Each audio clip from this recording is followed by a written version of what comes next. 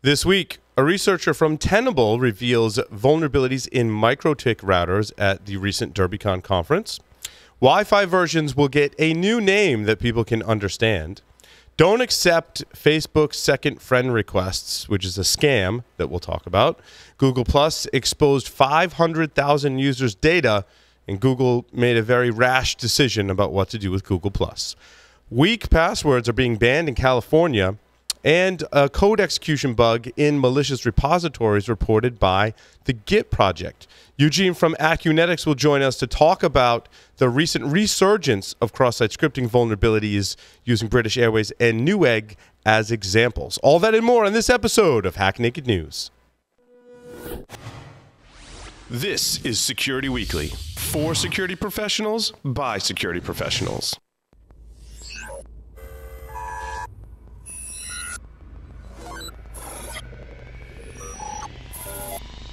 Broadcasting live from G-Unit Studios in Rhode Island, it's the show that brings you the security news each week. And despite popular belief, we do wear pants.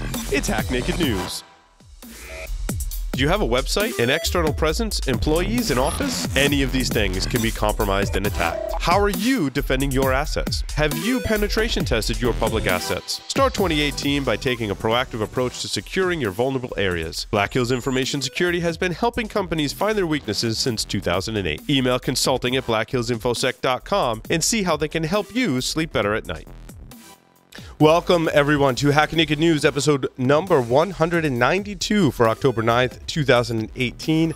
I'm your host, Paul Asadorian, broadcasting live from G-Unit Studios in Rhode Island, fresh off the heels of the DerbyCon Security Conference.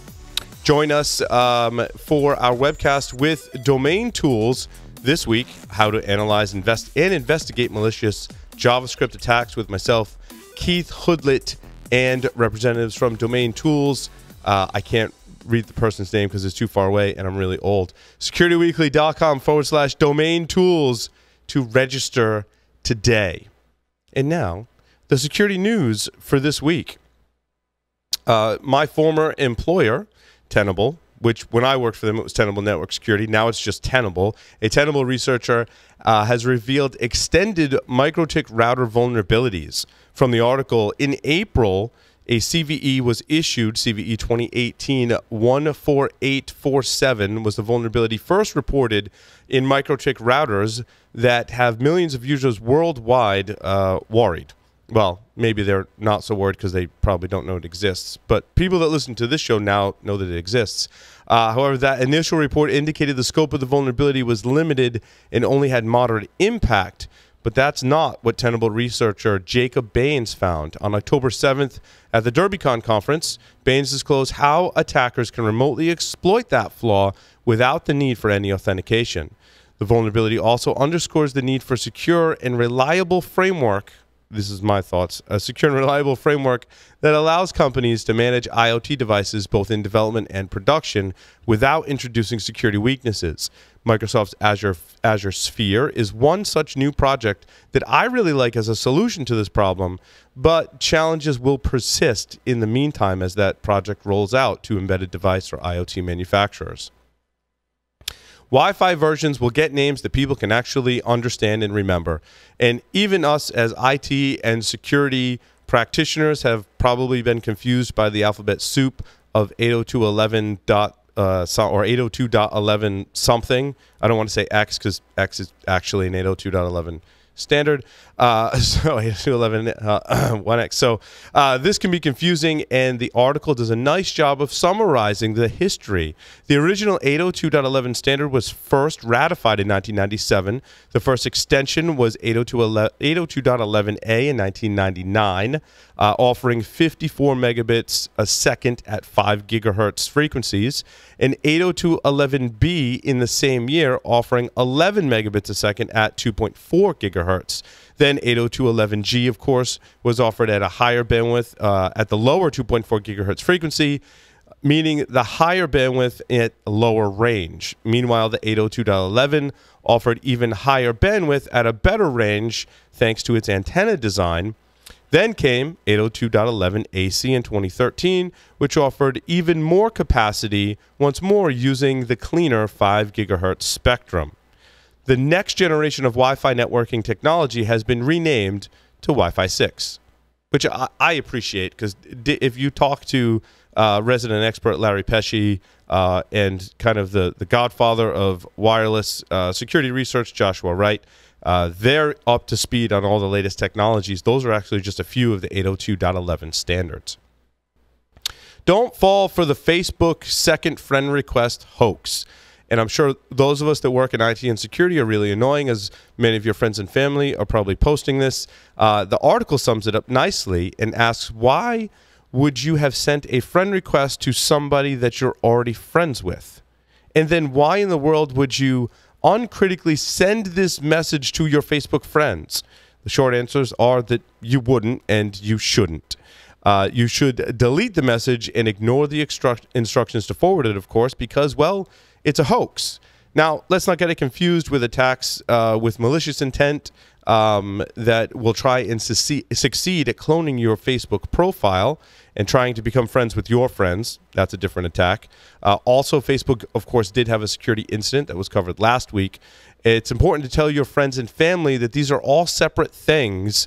We're working on recording and releasing a Secure Digital Life episode that explains this to non-security and non-IT people in a way that they will understand. So look for that coming up soon. So when you see your friends posting about this, you can just share the great video from Secure Digital Life. How shared pools of cloud computing power are changing the way attackers operate. Now, certainly, these trends will continue as more and more companies will move to the cloud, and attackers will also focus on the cloud. The article says in the past it would be easy for researchers and security teams with some experience to identify hosting solutions that were known to originate attacks and put them onto a network blacklist. This was an easy way to blunt a large number of attacks. However, as attackers move to the cloud and cloud services, the fact that there are so many with different tenants on these cloud services make it difficult or impossible to block all these IP ranges. And so the first chance of the attack getting past the network list is increased dramatically. Also, I think this opens up or brings to light more attack vectors that will take advantage of cloud providers to jump into other people's virtual cloud-hosted environments. Is yet another attack that we have to be aware of. Google Plus is shutting down after a vulnerability exposed 500,000 users' data. Now, don't cry too hard, users of Google Plus, if you're still out there. Google is going to shut down its social media network Google Plus after the company suffered a massive data breach that exposed the private data of hundreds of thousands of Google Plus users to third-party developers. According to the tech giant, a security vulnerability in one of Google Plus People APIs allowed third-party developers to access data for more than 500,000 users, including their usernames, email addresses, occupation, date of birth, profile photos, and gender-related information. Weak passwords will be banned in California. In my opinion, this is not an effective solution to the IoT security problem. However, the article states that the state of California has passed a law that sets a higher security standard for net-connected devices made or sold in the region. It demands that each gadget be given a unique password when it's made. Before now, easy-to-guess passwords have helped cyber attacks spread more quickly and cause more harm. Obviously, regulation, especially in just one state, is not going to be impactful enough to change this trend. As mentioned earlier, frameworks that are designed to support, basically from soup to nuts, a secure way to deploy and manage IoT devices are a much better approach. Of course, that is going to take time to be adopted. In the meantime, this regulation, I doubt, will have very much impact. A code execution bug in malicious repositories has been resolved by the Git Project, preventing attackers from doing harm in software via software development and continuous integration tools will continue to be challenging, in my opinion. This is one such example where the article states the command line git clone tool does not correctly sanitize submodule URLs. According to the latest description of the vulnerability, they go on to state that when cloning submodules, for example, using git clone --recurse submodules or git submodule update, the URL of a submodule could be interpreted as a command line argument to git clone if it's prepended with the dash character. With that, we'll take a short break and come back with expert commentary from Eugene at Acunetics, so stay tuned. Today's determined attackers easily bypass even the most advanced network defenses. Trying to ramp up staff to detect their backdoors can cost thousands of dollars and take months, even years. With Active Countermeasures AI Hunter, we enable junior analysts to detect even the most advanced backdoors in a matter of hours. Sign up for a demo and purchase our product today by visiting activecountermeasures.com/HNN. Active Countermeasures. Make every analyst a hunter.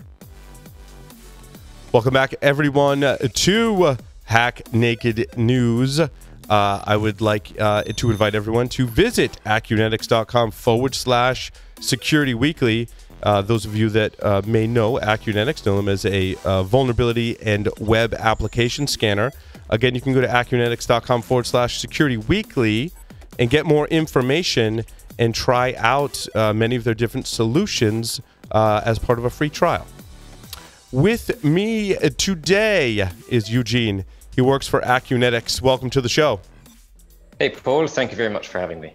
It's nice to have you, Eugene. We're going to talk about some of the recent attacks that were described as targeted against British Airways and Newegg that are very much grown in the roots of cross-site scripting, which, as we were talking earlier, Eugene, like, you know, I thought we kind of had this problem largely solved, but, you know, clearly there's, in my opinion, and I'm curious to get your opinion, so many different ways in which to execute a cross-site scripting attack that it continues to be kind of that thorn in our side as developers and security professionals trying to defend enterprise applications.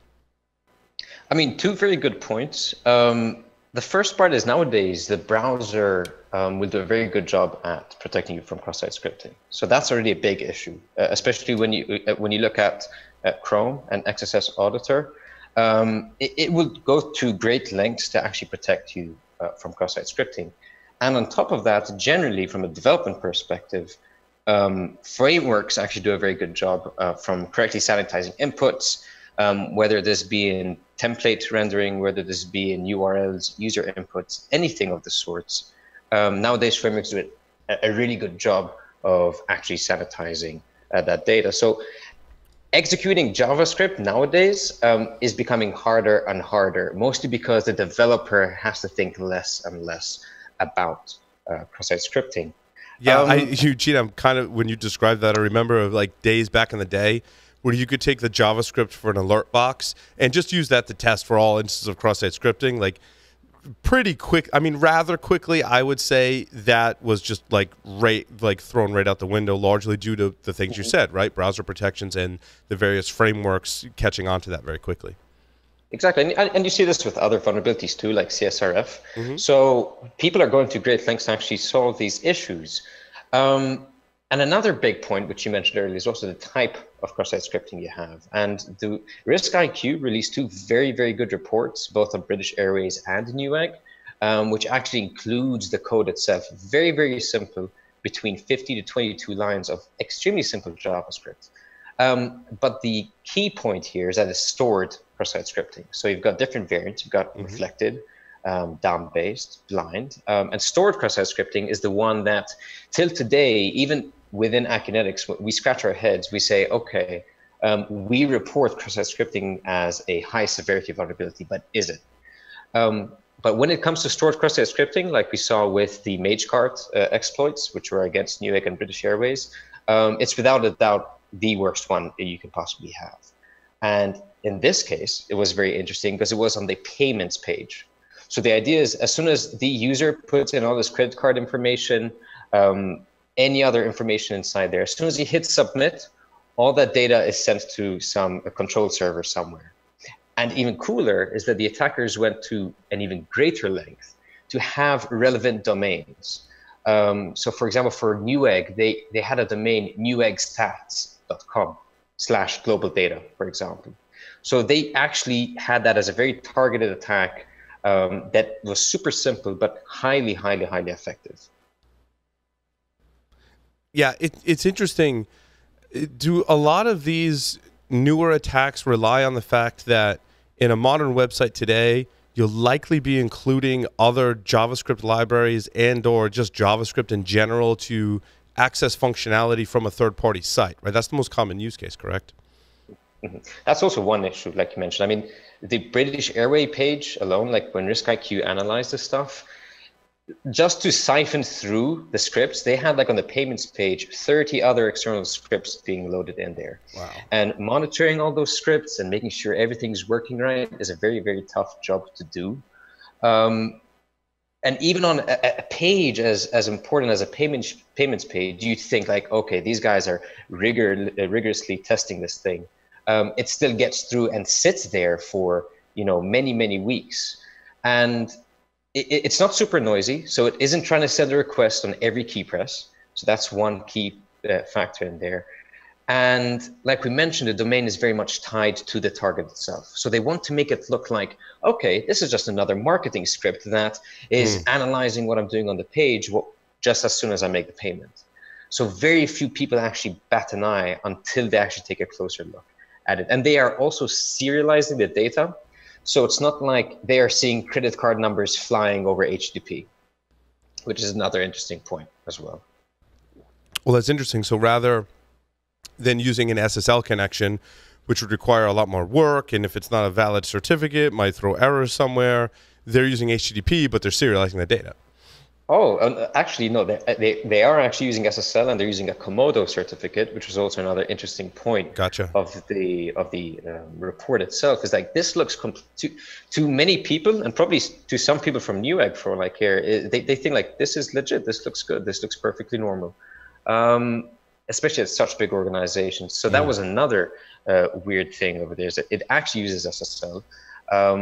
And it uses a valid certificate. So it's like Let's Encrypt, which some people and browsers will look at it and say, this might not be too great. It's actually a Komodo certificate and looks A-okay, which was also super, super weird. Interesting. What can organizations do to keep tabs on this type of attack? I mean, there's a lot of things when we talk about detection, right? I mean, there's having an inventory of what you're using and making sure nothing deviates from that. There's making sure that attackers aren't able to inject it. And then there's detection, like if they have injected it, how do I detect that this attack has happened? How do I scan my sites to make sure no one is doing this? There's a few points we can go through. So what's your take on that, Eugene? Definitely. I mean, it's a very tough thing to solve. It's not like as security in general, it's more of a cycle. Dependency management in general is very tough. It's very, very hard to keep track of all your dependencies and all your external scripts and what they're doing. But assuming you do a good job over there, an issue we see is that, and it may be going off on a bit of a tangent, but security teams, especially at much bigger organizations, are very much detached from the development aspect and the operations. So we'd have feedback loops that would be like weeks late from security teams and development back and forth. Whereas in my opinion, this is why we're seeing roles like DevOps and DevSecOps emerging. Feedback loops need to be as quick as possible and as small as possible, so that security teams and developers are able to pass on messages to each other and secure their applications much, much quicker. And at a more fundamental level, like we mentioned, if you're going to be developing these applications, look at the frameworks and look at dependencies and the ecosystem, and make sure that the foundation is solid. So make sure you're using very recognized dependencies used by many people that have been audited and battle tested. And the same thing goes for frameworks. And with regards to security scans, like Akinetics, as much as you can, embed that into your software development lifecycle. So have those scans run at least on a daily basis. So as soon as something new is introduced, you catch it. Something like a payments page, and what they notice is that it hadn't been changed since give or take 2012. So, something like that should still be, they probably take it for granted, like, okay, nothing changed, everything's okay. But you should still be testing that thing every single time as frequently as possible. So I think my recommendation is check your dependencies, reduce friction between security and development, and make sure your frameworks are as secure as possible, and take out as much work as you can from the development team in terms of their security. Yeah, I love all those recommendations. I also think that there is somewhat of a skills gap, right, that needs to go in both directions.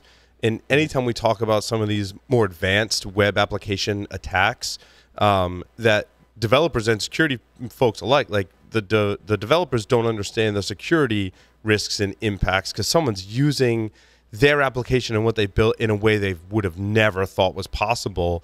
And security folks don't understand how the development lifecycle is doing and what all the technologies that are in use today to support a DevSecOps environment. I mean, the tool chain is pretty massive. So, you know, by working together, I think they can both educate each other, be involved in their process, and then I think a plan for you know, some training and, you know, first awareness and then some training so that developers can learn a little about like what security bugs look like, and it's a constant moving kind of target for that. And I think at the same time, security practitioners to understand what tools developers are using so that we can interject security and make their lives easier, I think really should be the goal, as you alluded to. Exactly. Yeah, that's a very good point, actually. Education and awareness in that. Think about it this way, if a security guy goes to, you know, Bob the developer with a 300-page PDF saying you have X, Y, and Z, you must fix them immediately, you know, that's going to, apart from disheartening the guy, is going to just be a lot of work in huge chunks. So Bob thinks, I've been doing a good job for 2-3 months. And all of a sudden, the security guy comes in and says, no, for the past 2-3 months, you've been doing a terrible job, and you need to fix all these security issues. And the security guy needs to understand you can't do that. That's just too much work in too short a period of time. And we're talking about security here. So 2-3 months is way too late. And from the development point of view, he needs to, at least developers need to know that when they get a issue, they know like, okay, this is from Acunetics, which more or less does, you know, web application scanning.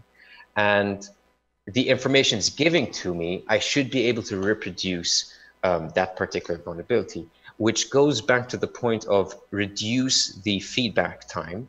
Because what happens is developers will push new updates, security team do tests for 2 weeks, and then they come back and say, hey, listen, this is broken, this is broken, this is broken. But in 2 weeks, the website would have changed so much that they wouldn't be able to either reproduce the same vulnerability or they would find it in some other different part of the application entirely, which introduces more friction and more delays for the most part. That's awesome, because I think that one thing we lose sight of in security is we have to be working as security professionals in the same way that developers are working, right? And I think so many security teams are working in the traditional waterfall development model. And what you just described, Eugene, was security has to be in alignment with the way developers are working today in a DevOps environment, which I think is a very great way to simplify some of the miscommunication. And it's certainly possible. And I think you know, if you do it right, it'll be a little bit of work up front, but it's a much better relationship moving forward because you're breaking down work into smaller chunks, and there's alignment with the way the two teams are working, which is great. Exactly.